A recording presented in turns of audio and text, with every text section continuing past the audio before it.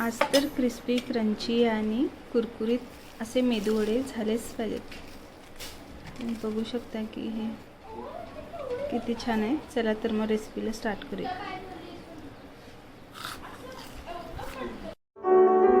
एक ग्लास उडीद डाळ एका पातेल्यामध्ये घ्या। ती स्वच्छ पाण्याने धुवून घ्या, 2-3 वेळा धुवून घ्या आणि ती रात्रभरासाठी भिजत ठेवा। थोडं त्यामध्ये पाणी घालून भिजत ठेवा। जर तुमच्याकडे वेळ कमी असेल तर तुम्ही 4 तासासाठी पण भिजवू शकता।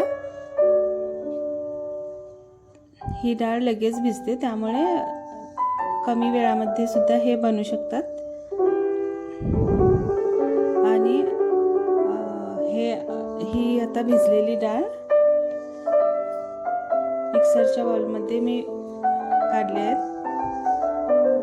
त्यानंतर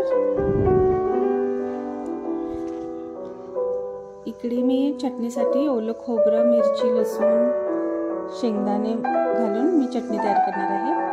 इकडे मी वाटण करण्यासाठी या डाळीचं वाटण करणार आहे। थोडंसं पाणी न घालता वाटायचं आहे। यामध्ये येते थोडंसं चवीपुरतं मीठ, त्यानंतर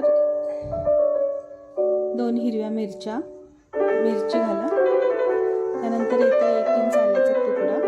हे आता मी वाटून घेणार आहे पाणी न घालता।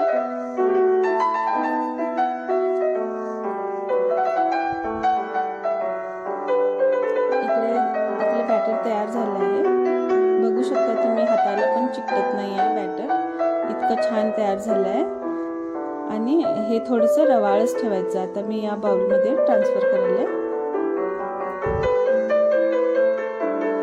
आता हे मी पाणी लावून छोटे छोटे वडे तयार करून तेलमध्ये सोडणार।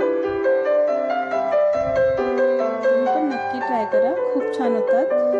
बाहेरून कुरकुरीत, आतून सॉफ्ट असे हे वडे मुलांना तर खूपच आवडतात।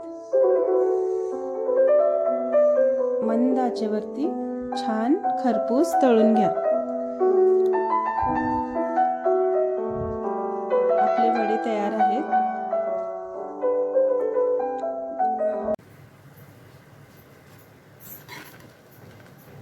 इकडे आपले मेदू वडे तयार आहेत।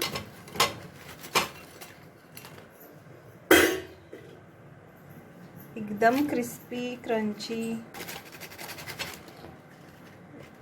तुम्ही बघू शकता किती छान झाले। तुम्ही पण नक्की ट्राय करा आणि व्हिडिओ आवडल्यास लाईक आणि सबस्क्राईब करायला विसरू नका।